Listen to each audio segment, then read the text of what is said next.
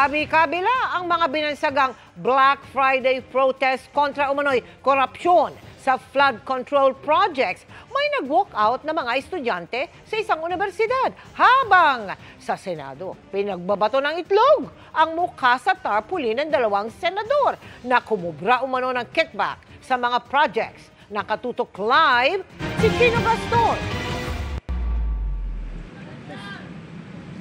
Mel, isa lamang ang kilos protesta na nangyayari ngayon malapit dito sa EDSA Shrine sa mga tinaguriang Black Friday protests laban sa katiwalian sa gobyerno kaugnay ng mga flood control projects na ikinasa ngayong araw.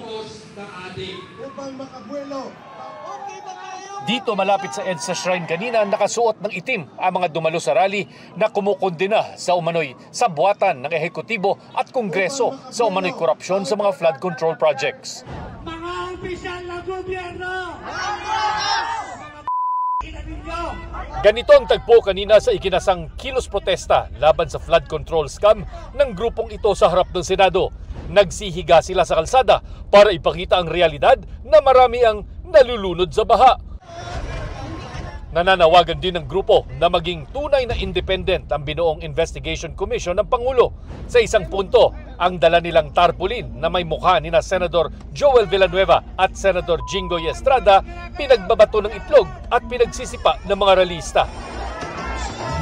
Matatanda ang dinukoy ni dating DPWH District Engineer Bryce Hernandez, sina Estrada at Villanueva na kumikickback umano sa mga flood control project sa Bulacan. Sinusubukan naming makuha ang panig ng dalawang senador sa nangyari sa rally. Pero nauna na nilang pinabulaanan ng aligasyong sangkot sila sa anomalya.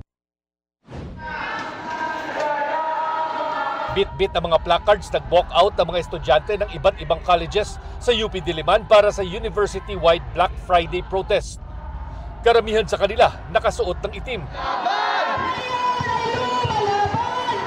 Naglabas sila ng hinaing para panagutin ang mga sangkot sa korupsyon, lalo sa umano'y sabwatan sa flood control projects. Anila, huwag maliitin ng mga politiko ang boses ng kabataang Pilipino.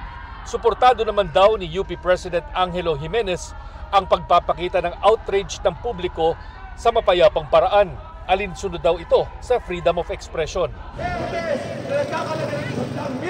Sa Antipolo Rizal, ilang katao rin ang nagkasa ng Black Friday protest. Panawagan nila na buwagin ang political dynasty at ang paglaban sa pagnanakaw ng buwis. May mga nakadeploy ring mga pulisya sa lugar para magbantay sa sitwasyon doon. May pinapanigan kami ang interes ng ating bayan, ang interes ng masa, pero sa Marcos, sa Duterte, wala kaming pinapanigan dahil parehong akusado sa korupsyon. Mel, git ng mga grupong nagkasa ng mga kilos protesta ngayong araw, panimulang hakbang pa lamang ito sa mas mahabang kampanya ng pananagutan sa gobyerno kaugnay sa mga flood control projects at mag-iipon din daw ito ng suporta para sa mas malaking pagtitipon sa September 21. Mel.